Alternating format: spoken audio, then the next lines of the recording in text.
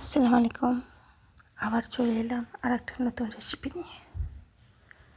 আজকে বাচ্চাদের রিকোয়েস্ট নয়, কিন্তু আজকে বাচ্চার বাবার রিকোয়েস্ট। একটা কৌটোর ভিতরে কিছুটা আমার সেমাই ছিল, ডাব্বাটা নিয়ে চলে এসে বলছে এটা বানিয়ে দাও। করতেই হলো, করে দিলাম।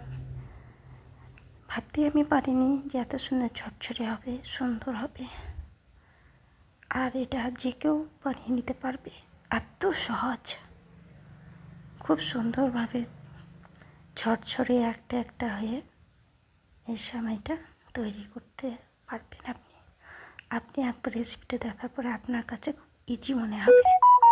এই যে দেখুন কত ঝরঝরে সুন্দরভাবে তৈরি হয়েছে, একটা একটা হয়েছে একবারে, আর খেতেও খুব সুন্দর, খুব টেস্ট।